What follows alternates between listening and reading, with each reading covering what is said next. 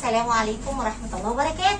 وحشتوني وبتوحشوني يا أحلى ناس في الدنيا دعمتني. ميرسي بوكو، ثانك يو لكل الناس، هي جمهوري، هم جيشي، هو فانزي، هو كل الناس الحلوة. بشكر كل الناس من كل أعماق قلبي، خارج مصر وداخل مصر. أصلا هو جمهوري لوحده وسام الشرف والاحترام والأدب. الناس اللي بتقول لي يا هناء احنا كتير نفسنا نزور مصر. مصر اصلا بتتشرف بالناس المحترمه، لان مصر كتير ام الدنيا، تستقبل كل البشر، تحترم كل الناس. مصر كتير عظيمه، فتحيا مصر وشعب مصر وجنود مصر، وتحيه لكل بلدي العظيمه. اللي ملوش خير في بلده اصلا استحاله يكون ليه خير في اي حد. فمصر كتير محترمه، مصر هي بلدي، فتحيا مصر ام الدنيا. مصر بتحترم الناس اللي زيكم، لان انتوا ناس اصلا كلمه الاحترام والادب. هتقولوا لي يا هناء، هقول لكم انا بقى ايه. عملت الفيديو، غيرت الملايات عشان بنتي والله العظيم دلقت ازازه ميه على ايه، على السرير. فايه قلنا ايه، اديني نسيتي الدفايه. شفتوا بقى، لازم نفرش دي دفينا بقى بالبامبا دي. احنا ما عندناش اتنين شبه بعض. ليه يا هناء؟ لان انا في يوم من الايام ما كانش عندي اوضه اطفال، وانتوا عارفين الكلام ده. فاصلا دول بتوع سرير غرفه ايه، النوم القديمه، فاكرينها؟ والله العظيم ما اشتريت دفايات عمري. عارفين ليه؟ لان كتير انا عارفه ان الشتا عمرها قصير، فعشان الشتا الحلوه دي عمرها قصير ما بفكرش اشتري حافظات، يعني دفايات دي. احنا ايه، الملايات هي العمليه شتا صيف. فبنصح كل ست، يعني كل واحد على قد امكانياته. فانا عن نفسي بحمد ربنا على نعمتي، واللي معاه زيي يقول الحمد لله، واللي يجي عليا برضو ايه يشيل شيلتي، ولا ايه، يدوق اللي انا فيه بامر الله. واللي يقول لك اصل غرفه النوم نضيفه وغرفه الاطفال نضيفه، يا رب بحق جاه النبي اللي يجيب سيرتي، بحق سيدنا محمد ويجي عليا بامر الله، بحق جاه النبي يدوق اللي انا فيه بامر الله. النظافه حلوه يا حاجه، ها؟ بدل ما نقعد نهرتل على الناس. بالمناسبه عايزه احكي لكم على حاجه حصلت والله العظيم، وانا قاعده اقلب على اليوتيوب، ما بكذب عليه، ورحمه ابويا ما احلف بيه الراجل ده كذب ابدا، لان ابويا كان عزيز على قلبي. والله انا قاعده اقلب على اليوتيوب يا جدعان، قناه من غير سكر، يعني ملاش اصلا طعم، يعني هي زي 1000 ولا 2000 مشترك، الله اعلم بيها. واحده طالعه بتجيب سيره واحده الاول، قناه ست محترمه، تقول ايه دي مبسوطه وطالعه تشحت تلاجه. المهم ان هي بتتكلم على قناه تانيه يعني. المهم قبل ما تبدا حاطه العنوان الاسطوره هناء وصوره الاسطوره هناء، وبعدين يا ست الحاج، وبعدين يا هناء بتقول يا جماعه، بصوا بقى اسمعوا الكلام المفاد خطير. يا جماعه احنا عايشين على الفضايح. سمعتوا الكلمه دي؟ اسمعوا بقى وركزوا شويه. ها، انا ست محترمه، ما بحبش حد يطلع ترند ويطلع فوق على قفا الاسطوره هناك.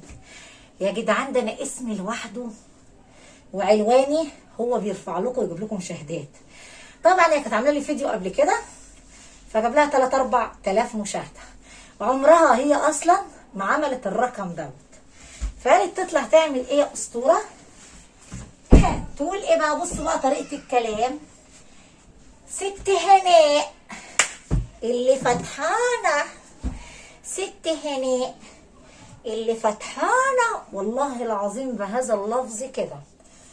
احنا يا جماعه قبل ما تجيب بقى سيره الاسطوره، الصراحه احنا يا جماعه زمن عايشين على الفضايح، يعني احنا لازم نجيب سيره الناس وننتقد الناس. بصوا بقى الاعتراف ايه، لازم نفضح الناس عشان نقدر يجي لنا مشاهدات. شوفوا بقى، يعني انت قاعده تهرتلي ومش عارفه انت كمان بتقولي ايه يا ست الحاجه.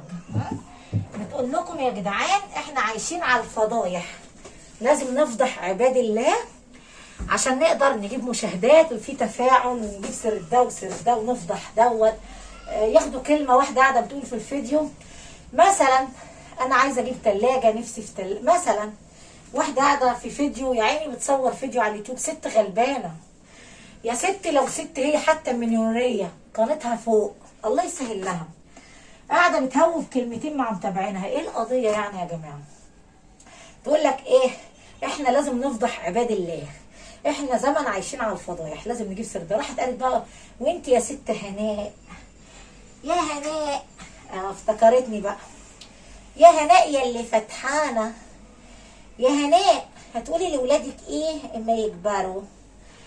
هتقولي لهم ايه يا هناء؟ اقول لهم ايه؟ اقول لهم ان انا نجيب الجنيه يا حاجه بالحلال، بشتغل وبصرف. انا اصلا المفروض ما اطلعش ارد على واحده تحت زيك، عارفه ليه؟ عشان انا ست محترمه كتير. انتوا بتحطوا الاسطوره علوان، لان الاسطوره فوق خالص وانتوا تحت. الناس اللي طالعه تشحت على ست الهناء، هناء هانم الاسطوره هناء، لا وتقول لكم ايه؟ بتطلع تقول ايه؟ 5 الله عليكي يا ملكه يا اسطوره، 5 وخميسه. هي طالعه بقى بتقول ايه؟ بتقول لكم 5 وخميسه، واللي يعرف يعمل. ايوه يا حاجه 5 وخميسه عليا، الله اكبر عليكي يا احلى اسطوره. انا بنيت نفسي من تحت الصفر، لا بشحت ولا طلعت انتقدت حد، ولا قلت لحد ارفع لي فيديو، ولا انا خدت جنيه من حد، ولا حطيت ايدي في جيبك يا حاجه، ولا قلت لك اديني، ولا عملت انتساب، ولا ايه، ولا عملت اي فيديوهات خاصه، ولا ليا في الكلام الفاضي ده. انا ست بجيب الجنيه بالحلال. ولادي هيقولوا ايه يا حاجه؟ ولادي هيقولوا ان انا علمتهم وصرفت عليهم يا ست الحاجه، صرفت عليهم بالحلال، ما طلعتش فضحت وليا، عرضت وليا. ولا يا جماعه ردوا عليا بقى بليز، ما طلعتش فضحت واحده ست زيك. سمعت الكلمه اللي هي قالتها يا جدعان؟ هي كانت نقد، واحده ملهاش اي 3 في لازمه، ما ينفعش تطلع على الشاشه عشان هي ملهاش جمهور، هي بس بتجيب سيره ستها هنا عشان ترند. طيب وبعدين يا ست الحاجه، ولادي اما يكبروا هيقولوا امنا وسام الشرف لانها بتجيب الجنيه بالحلال، ما رمتناش يا حبيبتي، ما رمتناش وراحت اتجوزت. سمعتي كده يا حاجه؟ ياللي بتقول احنا لازم نفضح الناس، ربنا يفضحك في الدنيا وهيفضحك في الاخره. دي بطانيه البت العسل اسمها جودة. ربنا يفضحك في الدنيا وهيفضحك في الاخره ويفضح عيالك. اوعي تفكري ان اللي عند الله بيروح. ايه رايكم كده؟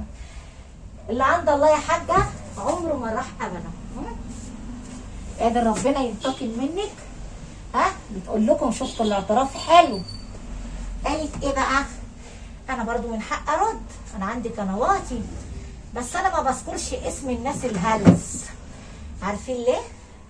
لان هم ناس تافهه وهلس، وعندي استعداد اعمل لها مطالبه، واعمل لها ايه؟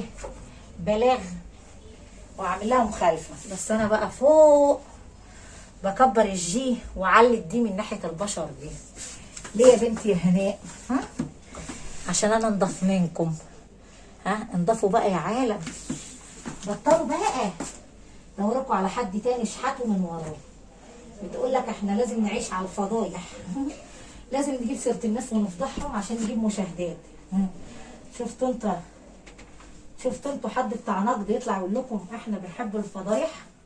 انتوا فعلا شعب بتحبوا قله الادب، بتحبوا ربنا يفضحكم. ان شاء الله ربنا هيفضحك يا ست الحاجه، ما تقلقيش.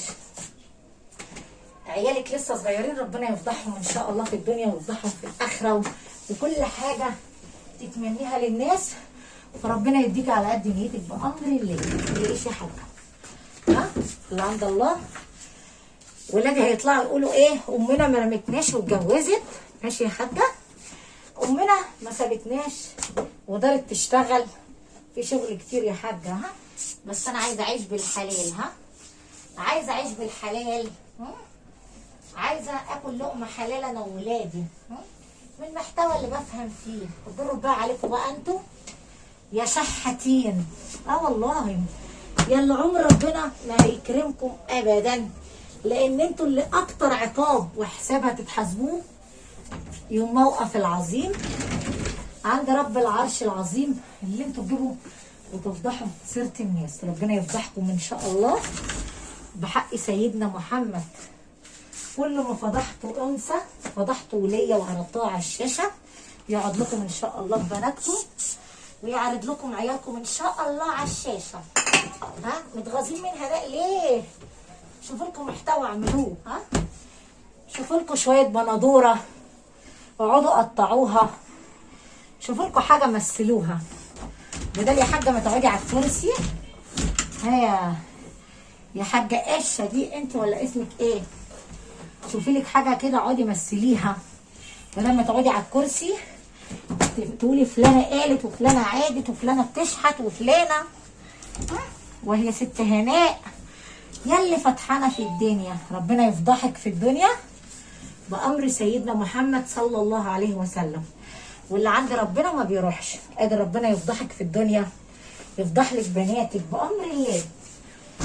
كل اللي عرض ولية على الشاشة بجاب سيرتها قادر ربنا يفضحك في الدنيا ويفضحك في الآخرة، يعرض لك بناتك إن شاء الله. وانتوا محتواكوا ايه؟ ما انتوا بتجيبوا مشاهدات من ورايا. محتواكي ايه بقى يا ست الحاجة؟ الفلوس حلال اللي انت بتاكليها ولا ايه؟ ولا مشاهداتك حرام؟ حسبنا الله ونعم الوكيل بحق سيدنا محمد صلى الله عليه وسلم. كل اللي جاب سيرتي وعرضني على الشاشه انتوا طالعين شحاتين يا علم يا شحاته، يا اللي بتجيبوا مشاهدات من ورايا. طبعا هي بتقول في الفيديو علني كده احنا لازم نفضح الناس ونطلع نفضحهم ونجيب سيرتهم، عشان احنا بتقول لك احنا شعب عايشين على الفضايح، يعني ننتقد الناس عشان نعيش منين؟ شفتوا انتوا واحده شحاته طالعه تقول لكم كده؟ حسبنا الله ونعم الوكيل فيكي يا حاجه. كل اللي يجيب سيرتي ويجي عليا فوتت احكم الحاكمين فيكي وفي عيالك. وطبعا رب العرش العظيم بيستجاب من العبد الايه؟ الفقير، العبد المظلوم. يا بخت من بات مظلوم عند الله ولا باتش ظالم يا ظلمه. يا علم يا ظلمه ارحموا نفسكم بقى يا ظلمه. هناء هي ترند، هناء هي نمبر 1، هناء هي رقم 1. انتوا بتشحتوا وتجيبوا مشاهدات من ورا الست اللي بتجيب لكم 3000 مشاهده يا عالم. بالنسبه لكم ايه؟ فوق. فهمتوا؟ عشان انا اسم لوحده رقم 1 على الساحه. يا شحاتين قعدتوا تدوروا وتقولوا مين لامع على الساحه، ما لقيتوش الا الاسطوره هناك. فقلنا ايه بقى؟ نعمل فيديو من ورا الاسطوره. عارفه ليه؟ عشان انا خليتك نضيفتي ولمعتي وجبت لك 3000 ولا 5000 مشاهده. حسبنا الله ونعم الوكيل فيكي. اوعي تفكري ان ربنا سبحانه وتعالى بيسيب حد. تبقي غلطانه يا حاجه. ربنا دايما ما بيسيبش حق حد. فوتت امري الى الله فيكم. حسبنا الله ونعم الوكيل بحق سيدنا محمد. كل اللي قال كلمه عليا تقعد له في عياله وفي صحته، كل ما يملك بامر الله. كده خلاص انا ايه بحاول اكون ضيفه خفيفه على قلب كل جمهوري ومتابعي. طبعا اول ما فتحت الفيديو بتقول لك ايه؟ بقلب على اليوتيوب لقيت ست هناء اللي فتحانه. ست هناء قصدك اللي بتجيب لك مشاهدات، ستك هناء. سمعت يا بنت؟ ستك الاسطوره. فوقي بقى. قلتي مين ترند على الساحه؟ هي ستك هناء نمبر 1، هي هناء رقم 1، هي هناء على الساحه. فقلت نطلع نهوهو ناخد شويه جوله. قلت الناس عماله تجيب سيرتها وتجيب مشاهدات. الله اكبر عليكي يا هناء، خمسه مو عليكي. لا وبتقول لك ايه؟ بتطلع تقول ايه؟ خمسه وخميسه. ايوه خمسه وخميسه في عينك يا حاجه. خمسه مو عليكي يا اسطوره. اسمك لوحده وعنوانك نمبر 1. سمعتي؟ قلت هناء اللي على الساحه قدامك ناس كتير عريانه بس مالهمش طعم، يعني مش ترند. فقلنا نجيب نشحت من ورا هناء. اللي تعبان بيطلع يجيب سيرة. اطلعوا يلا بسرعه. يلا اللي تعبان يطلع يجيب سيره الاسطوره هنا. معروفه ان انتوا شحاتين وناس شحاته، بس معروف عنكم ايه بقى؟ ان انتوا ايه؟ عالم شحاته. بتجيب اسم الاسطوره، هي ستك هناء، وهي بتقول لكم ستكم هناء. طبعا ستك الاسطوره، ستك اللي انتوا عايشين على قفاها بتقبضوا من ورا الفيديو اللي جاب لكم 3000 يا عيني مشاهده. حسبنا الله ونعم الوكيل فيكي. يا اللي بتقولي في اول الفيديو يعني حلو الاعتراف، والله الاعتراف بالحق يا حاجه فضيله. بصوا من الخيبه بقول لكم ايه، احنا عايشين نفضح الناس، احنا بنجيب مشاهدات من على فضايح الناس. ربنا يفضحك ان شاء الله ويعرضك على الشاشه انت وبناتك وعيالك، يقعد لك في صحتك. لو بتقول لك عيالك اما يكبروا هيقولوا ايه؟ هيقولوا ايه يا حاجه؟ هيقولوا ايه؟ هيقولوا ان انا بشتغل بالحلال، ما باخدش جنيه من حد، ما قلقتش حد، ما رميتهمش يا حاجه ورحت طريق غلط. فهمت ولادي هيقولوا ايه؟ هيقولوا امهم بتاكل بالحلال، اخرها تعمل فيديو على اليوتيوب ولا انتساب ولا فيديوهات خاصه وملهاش في الكلام ده يا حاجه.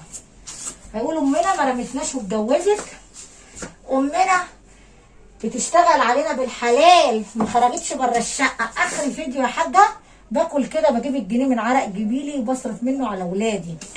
ما بطلعش افضح الناس، ما بطلعش انتقد الناس، ما بطلعش اعرض وليه على الشاشه. هي دي الفلوس الحرام من اساسها. كل الناس اللي بتنتقد الناس دي فلوسهم اصلا فلوس حرام.